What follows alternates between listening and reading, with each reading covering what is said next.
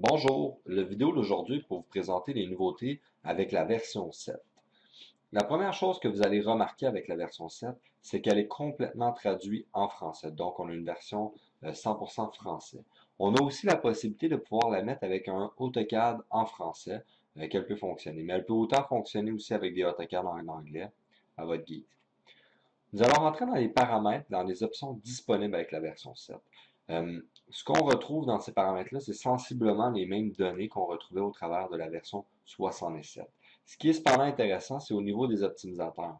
Maintenant, on a la nouvelle possibilité dans le côté optimisateur de pouvoir avoir la gestion des retails qui est disponible. Donc, en rentrant nos paramètres et en activant la fonction, on peut avoir une gestion des retails qui soit faite et avec une banque en mémoire des retails qui sont accumulés, autant qu'on peut nous-mêmes manœuvrer si on le désire. On a aussi, comme on l'indiquait, avoir la version qui est complètement disponible en français et qui est disponible aussi dans d'autres langues. Et l'autre nouveauté majeure qui est disponible avec la version 7, c'est qu'elle n'est plus fonctionnelle sur plusieurs bases de données différentes. Elle est maintenant regroupée sur une seule base de données, qui est une base de données SQL, qui peut se retrouver sur un serveur et être partagée entre plusieurs individus. Le grand avantage, c'est que tout est storé à un seul endroit pour avoir des informations par rapport à notre projet. Donc, ce qu'on va faire, c'est créer un nouveau projet. Chose intéressante ici, c'est qu'on peut venir se créer maintenant des nouvelles catégories directement dans l'interface. Donc, si je veux, disons, catégoriser mes projets par contracteur, j'ai tout simplement besoin de venir écrire à ce niveau-là le nom de mon contracteur. Disons que je l'appelle contracteur démo. Et à l'intérieur de mon contracteur, je peux recréer d'autres catégories ou tout simplement recréer mon projet que je vais appeler projet présentation. Et à ce moment-là, je clique sur OK pour la création de mon projet. Ce qui va m'apparaître à l'écran, à ce niveau-là, ça va être la nouvelle interface qu'on va appeler du Job Info, où est-ce qu'on va retrouver les informations différentes par rapport à mon projet. Donc, le numéro de téléphone, le numéro de projet, télécopieur, nos informations à propos du client, qu'on peut venir chercher de la base de données pour nos rapports. On a aussi l'interface où est-ce qu'on peut configurer les informations pour notre cartouche. Donc, si sur notre cartouche AutoCAD, on désire souvent avoir le nom du contracteur, le numéro de téléphone, les matériaux, le type de coulisses, ces informations-là, on peut présetter un template où est-ce qu'il va renvoyer ces informations-là automatiquement dans notre cartouche, sans être obligé de retranscrire à chaque fois à la main. On a aussi la nouvelle interface de suivi par rapport au projet. Donc, ce qui est disponible, c'est que si on veut rajouter des informations de communication par rapport avec notre client qu'on a fait et tout le story dans cette interface, on peut le faire, autant aussi y joindre des documents. L'assistant du projet, qui est présentement la nouvelle interface du Job Info, qui ressemble aux propriétés d'un caisson. Donc, ce qui est intéressant avec cette interface-là, c'est qu'il y a une nouvelle lettre qui est créée qui s'appelle le W. Alors, elle ne sert pas juste à envoyer de l'information, mais elle peut recevoir aussi de l'information des autres variables. On a les globales, toujours disponibles comme dans l'ancienne formule de la version 67, et les recettes de matériaux, qui est aussi également la même interface de présentation et de modification de matériel par rapport à nos projets, comme qu'on retrouvait au niveau de la version 67. Ce qui est intéressant cependant, c'est que si on vient voir dans notre matériel les fonctions disponibles.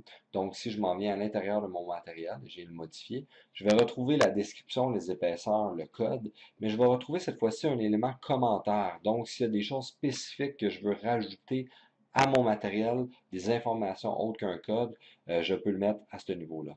L'autre chose, le sens de grain, maintenant qui est disponible sur la longueur et autant sur la largeur. Donc, l'optimisateur va gérer par lui-même les dimensions du sens de grain sur la feuille à ce niveau-là. Donc, je vais fermer ce tableau-là, puis on va tout simplement venir créer un nouveau dessin. Donc, je m'en viens ici, je me rajoute un nouveau dessin, je le donne le nom que je veux, qui peut être autant le mot cuisine. Et je viens choisir le template de dessin que je désire utiliser. Donc, si vous êtes une compagnie à plusieurs templates de dessin, on peut tout simplement venir le choisir dans le menu déroulant ici. Ou, par exemple, on peut pré-setuper des couleurs de rendu automatiques qu'on peut venir tout simplement ouvrir lors de notre dessin. Ce qu'on va faire, c'est venir dans la catégorie dessin. Comme vous allez remarquer, les onglets sont subdivisés de différentes façons, donc projet, dessin, modifié. Je vais venir dessiner un mur que je vais venir tracer de 100 pouces vers le haut. À ce niveau-là, il n'y a pas de grande différence. C'est tout simplement comme dessiner des lignes AutoCAD ou comme qu'on dessinait nos murs avec la version 67. Alors, j'ai tracé la forme de ma pièce. Mes murs se sont dessinés. Ce qui est intéressant, c'est l'intégration des portes et des fenêtres. J'ai tout simplement besoin de rentrer cette fois-ci dans les propriétés de mon mur, où est-ce que je peux venir tout simplement rajouter la porte et la positionner à l'endroit que je veux. Donc, la modification d'une porte ou d'une fenêtre est maintenant en relation avec le mur qu'on dessine. Si je venais rajouter une petite de fenêtre dans mon dessin, j'ai la même chose, choisir les propriétés, venir choisir ma fenêtre, tout simplement que je veux. Je peux choisir une fenêtre personnalisée comme une fenêtre déjà prédéfinie, où est-ce que je choisis des dimensions spécifiques par rapport à cette fenêtre-là. Et je viens la positionner à l'endroit que je veux dans mon dessin. Ce qu'on va remarquer aussi, c'est le nouveau navigateur des vues, où est-ce que je peux tout simplement venir cliquer et naviguer automatiquement sur mes types de vues. Repositionner ma vue à l'endroit que je désire. On va venir intégrer cette fois-ci des caissons dans notre dessin. Donc, je m'en vais dans mes caissons à coin et je vais venir choisir mon type de caisson. Ce qu'on remarque comme liste de vue, c'est qu'on voit toutes les caissons détaillées de haut vers le bas avec la petite image visuelle. Si on aime mieux juste travailler avec les images, on a la possibilité aussi de le travailler de cette façon-là. Donc, je m'en vais dans ma liste de produits, je viens choisir mon caisson de coin et je vais l'intégrer à partir de deux murs. L'intégration des caissons de coin se fait simple, on a tout simplement besoin de choisir les deux murs où qu'on veut l'envoyer. Et je vais avoir mon caisson qui va se dessiner automatiquement. Si je veux maintenant intégrer un caisson à partir de son centre, je peux venir prendre, disons, mon caisson à vie et je vais avoir la nouvelle fonctionnalité qui s'appelle ancrage au centre. Donc, en choisissant cette fonction-là et en choisissant mon mur, je peux positionner, comme vous remarquez, mon caisson à partir de son centre. J'y rentre sa dimension que je désire. Et le système va automatiquement le recentrer selon le point d'insertion qu'on vient d'y donner. Je vais venir cette fois-ci rajouter un caisson à tiroir. Donc, je vais venir me choisir un caisson à tiroir et je vais choisir un ancrage à sa droite. Donc, je choisis ancrage à droite et je viens choisir l'emplacement où que je désire le positionner à partir de ce caisson-là. Je vais tout simplement venir besoin de double-cliquer mes points comme dans la version 67 pour l'intégrer à l'emplacement que je désire. On a aussi les vieilles fonctionnalités qui sont disponibles comme de positionner un produit à partir d'un autre. Alors, je viens choisir ma fonction et j'indique de l'indiquer, de le positionner à sa droite. Je vais indiquer un côté fini à droite. Et je vais venir aussi encore positionner mon caisson à partir de la gauche de ce caisson-là ici. Tout simplement en y indiquant ses dimensions, puis on va y mettre un côté fini à sa gauche. On a aussi la même chose que dans la version 67, la possibilité d'intégrer nos caissons à partir d'un mur, donc remplir le mur. Je choisis mon mur en question, je rentre ses paramètres, disons une distance d'1 pouce à gauche, je peux y mettre une distance de 3 pouces à droite et mettre 4 caissons identiques. Et mes caissons de haut vont automatiquement se dessiner.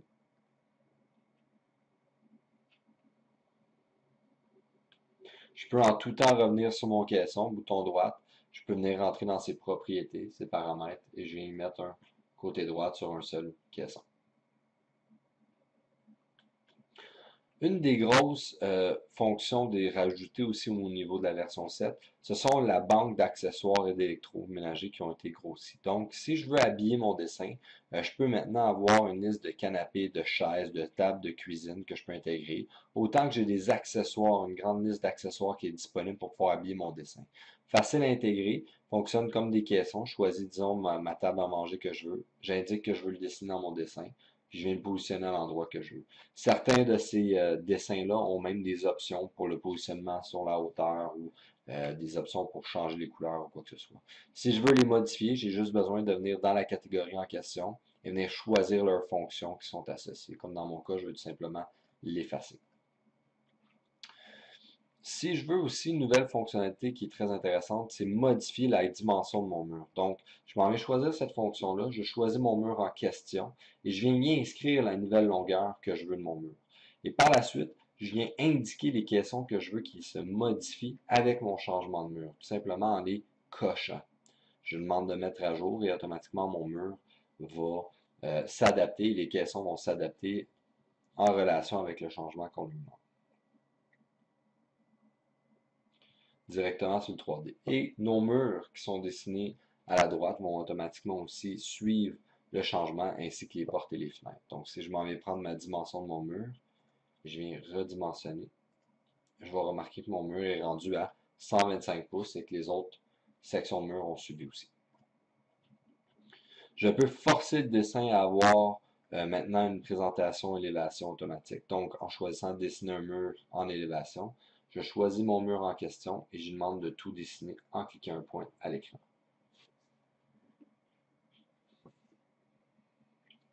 Ce qui est intéressant avec cette modification-là, c'est que si je retourne dans mon dessin en 3D et je viens choisir mon caisson à tiroir, je peux venir dans ses hauteurs de façade et lui demander de mettre la première à 5 pouces et les trois autres égales.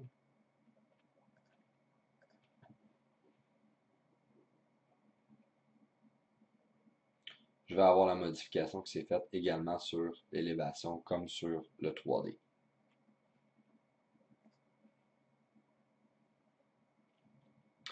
Nouvelle fonctionnalité aussi aux côtés de modification des pièces. Donc, si je veux usiner une composante, je peux venir choisir l'usiner la pièce. Je vais venir choisir ma composante et ce que le système va faire, c'est m'ouvrir un dessin indépendant. Je vais venir dans ma liste des items, je vais venir choisir mon type de couteau et mon type d'usinage qui est disponible dans mes macros. À ce stade-là, rien n'est différent au niveau des machinages qu'on est capable de faire sur une composante, juste le processus qui est différent. Je viens mettre à jour mon dessin 2D. Je vais fermer ce dessin AutoCAD. Et je vais venir redessiner mon produit qui est affiché ici. Donc, je m'en viens là et je m'en viens chercher ma fonction Redraw, redessiner les produits sélectionnés. Je vais juste le rafraîchir. Et ce que je vais marquer, c'est qu'un machinage a été créé sur mon côté. La grande avantage qu'on va retrouver maintenant en faisant cette modification-là, c'est que je peux tout simplement rentrer dans les paramètres de mon produit et venir y changer sa hauteur. Donc, au lieu d'avoir 36, je vais y mettre une hauteur de 38 pouces. Donc, les caissons restent paramétriques et le machinage vient toujours suivre le point d'origine qui est disponible. L'autre nouveauté qu'on peut avoir, c'est que dans la liste, je peux retrouver les caissons en question. Je peux venir ici et lui demander de me sortir des sous-ensembles disponibles et de demander de dessiner le sous-ensemble en question, comme si je retrouve ici. Et je peux tout simplement venir rajouter, si je le désire, un machinage sur ma porte. Je reviens dans ma liste, j'indique de mettre à jour à partir du dessin. Oui, je veux modifier mon caisson, mais je veux juste le modifier dans le sous-ensemble qui est présentement ici. Donc, je viens fermer mon dessin et je viens redessiner le dessin en question.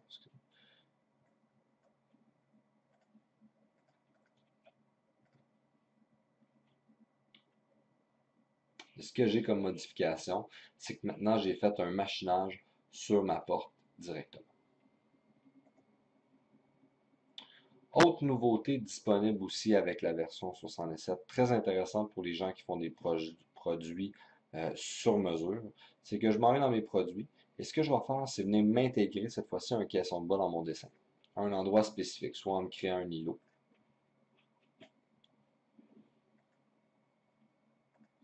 Dans mes caissons de tiroir, je vais venir rajouter un caisson de tiroir à côté de celui-ci.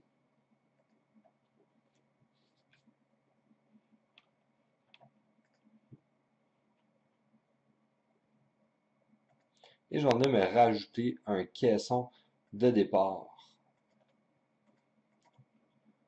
à côté de mon caisson à tiroir.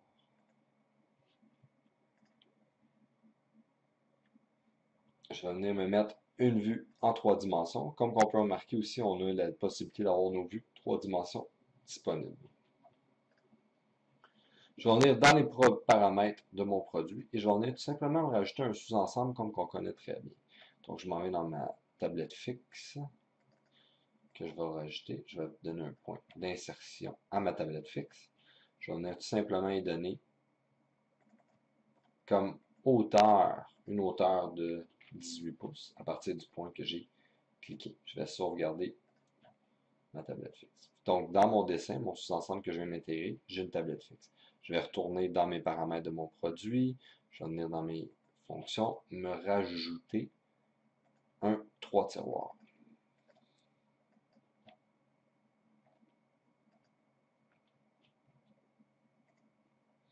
Je vais venir dans ces fonctionnalités, juste m'assurer que mes 3 tiroirs, je vais donner une égalité.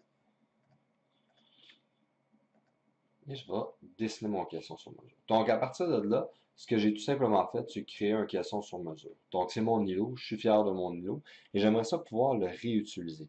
Alors, dans mes fonctions, j'ai une nouvelle fonctionnalité qui s'appelle regrouper les produits. Ce que je fais, c'est que je viens tout simplement choisir ma fonction, je viens choisir mes caissons en question, et je viens donner un point d'agrippage. Ensuite, je vais rentrer un nom à ce nouveau caisson-là. Je vais appeler caisson îlot, ou caisson commerciale, ou caisson qu'on veut utiliser. Donc, ce qui se produit, c'est que si j'ai un dessin qui revient, qui ressemble ou que je voudrais réutiliser ce type de caisson, j'ai une nouvelle catégorie qui s'appelle groupe de produits. En tout temps, je peux revenir prendre ce produit-là et venir l'intégrer dans mon dessin. Alors, le caisson revient automatiquement disponible et ils redeviennent reséparés. Donc, c'est l'équivalent de faire des save de dessin, mais que je peux tout simplement rajouter en tout temps dans un projet. Puis à partir de là, je peux venir modifier si je désire la hauteur de mes caissons, ces options. Alors, on peut réactiver un produit tel quel. Si je veux les effacer, je peux venir tout simplement faire des modifications comme je le veux sur ces produits-là. Pour ceux qui aiment travailler avec la spreadsheet, je tiens à vous aviser que si elle est toujours disponible, on y accède directement à partir de la toolbox. J'ai l'interface de mes produits. Ce qui est intéressant, c'est qu'elle est mise automatiquement avec le dessin. Donc, si je fais une modification dans le dessin, elle s'y retrouve automatiquement dans la spreadsheet, comme qu'on peut voir. On peut aussi y rajouter des caissons nous-mêmes, tout simplement en y mettant « Ajouter un produit » et je vais le retrouver. On voit les codes de couleur. Donc, les bleus, c'est pour indiquer que les caissons ont été dessinés et tout ce qui est en vert, c'est pour indiquer que c'est seulement affiché dans la spreadsheet que je peux mettre en production. Alors, ceux qui aiment travailler avec cette interface, elle est toujours disponible. On n'est pas obligé de dessiner en tout temps. On a aussi comme fonctionnalité la possibilité d'accéder à partir du dessin à la spreadsheet. Fait que ceux qui aimaient juste aller dans la spreadsheet pour voir la paramétrie, on peut y accéder à partir du dessin en utilisant cette fonction-là et faire nos modifications en question que l'on désire. On a aussi dans les propriétés du projet, donc on a les paramètres, les prompts, mais on a aussi les propriétés du projet qui est disponible comme interface, qu'on va retrouver les composantes. Ce qui est intéressant, c'est que les composantes actives dans le dessin maintenant sont de caractère plus gras, ceux qui sont inactifs sont de caractère plus pâle. Au travers d'une composante, une grande fonctionnalité qui a été rajoutée, c'est le sens de grain des composantes. Sur chacune des pièces, on peut forcer un sens de grain, soit sur la longueur ou sur la largeur. Donc, si on va avoir des côtés mis en largeur, sans être obligé d'affecter le matériel qu'on utilise, mais on peut le modifier directement sur la pièce. Ça, c'est un grand avancement dessus. L'autre grand avancement, c'est qu'on peut, à partir du Product Properties, venir modifier automatiquement le sous-ensemble dans le caisson lui-même. Donc, on n'est pas obligé de passer par la spreadsheet pour faire une modification sur un sous-ensemble. On peut le faire directement à partir des propriétés du projet, du produit. L'autre grande modification aujourd'hui qui est disponible, c'est la mise en production. Alors, ce qu'on fait, c'est si on veut le mettre en production, on vient créer ce qu'on appelle un bon de travail. Alors, à cette interface-là, on retrouve tous les projets qui sont disponibles et qui ont des produits dedans. Donc, si on veut combiner des projets ensemble, on peut le faire à ce niveau-là.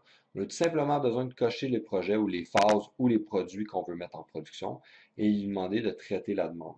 Donc, un bon de travail, un bon de commande va être créé suite à cette étape. Une fois que le bon de commande va être fait, on va aller dans notre centre de traitement où est-ce qu'on va pouvoir décider de la façon qu'on veut mettre en production. Alors, mon bon de commande est fait. Je viens ouvrir mon bon de commande. On voit qu'ils sont disposés par date. Alors, le bon de commande nous affiche les paramètres par date qu'on vient tout simplement ouvrir. Et je vais loader, je vais charger la liste des composantes qui vont être disponibles. Alors, ceci va me présenter toutes les composantes qui sont disponibles dans mon projet. Si je veux, dans une période achalandée, pouvoir envoyer des pièces sur ma scie et d'autres sur mon nesting, de pouvoir contrôler ce qui va sur la pièce ou non, je peux soit demander au système de mes classes par groupe de matériel. Alors, présentement, il m'affiche tous les types de matériel ensemble. Alors, si je veux forcer un groupe de matériel à aller sur une autre machine, je peux le faire. Ou autant des types de pièces. Si je veux extraire toutes mes tablettes ajustables pour les envoyer sur une scie, j'ai juste besoin de les catégoriser par nom de pièce. Choisir mes tablettes ajustables et choisir mes stations que je vais envoyer. Si je veux tout envoyer à la même station, je peux tout simplement faire sélectionner tout, choisir la station en question demander au système de les traiter et d'activer le traitement qui va se faire automatique. Alors à ce niveau-là, le système va générer soit le nesting, le, soit le machinage pour la scie ou pour les machines à potes, dépendant du type de machine qu'on a configuré dans le système.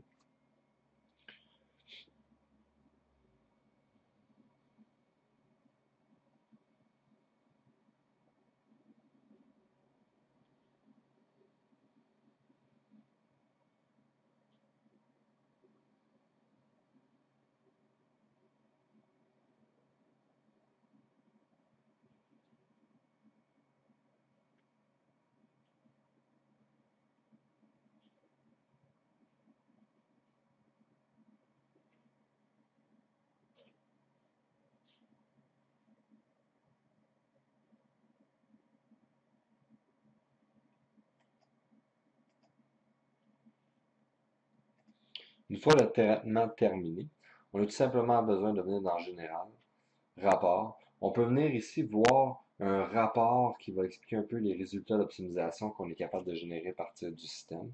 Donc, je m'en vais dans mon imbriquement. Et on va avoir un rapport qui va nous détailler visuellement, si on le désire, les résultats d'optimisation. Comme ici, je vois tous mes machinages qui ont été faits sur mes portes ou sur mon côté de meuble, détaillés dans ma liste qui est disponible ici. Si le système a généré par lui-même des retails qui peuvent être disponibles aussi, qui vont être affichés à ce niveau-là si nous retrouvons des rapports. Fait qu'on a une optimisation qui a été faite. S'il y a des pièces mises en retail, on va en avoir.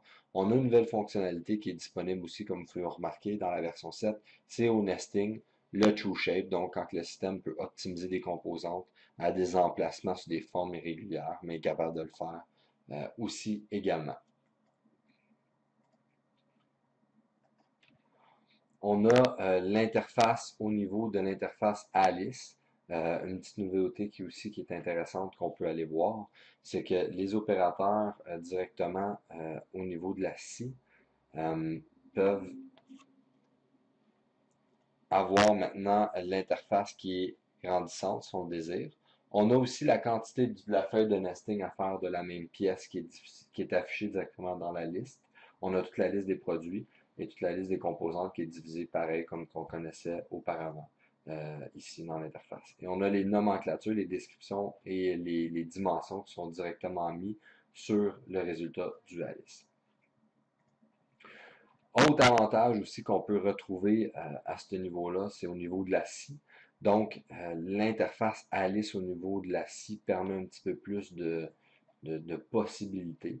Donc, si je rentre dans cette interface-là, je vais retrouver ma liste. En rentrant dedans, ce qu'on va remarquer, c'est les lignes de coupe. Donc, les gens qui veulent avoir cette interface-là pour les bandits, on va retrouver les dimensions à faire nos coupes et les différentes phases. Donc, les phases qui indiquent les différentes coupes à faire. Si je regarde ma première phase, m'indique mes premières coupes que je vais avoir besoin de faire. Ensuite, mes deuxièmes phases, à quelle dimension qu'il faut que je fasse mes coupes. Et mes troisièmes phases, à quelle dimension que je vais faire mes troisièmes coupes pour pouvoir les couvrir selon les types de code de couleur qui est disponible. Donc, c'était le tour des nouveautés disponibles avec la version 7.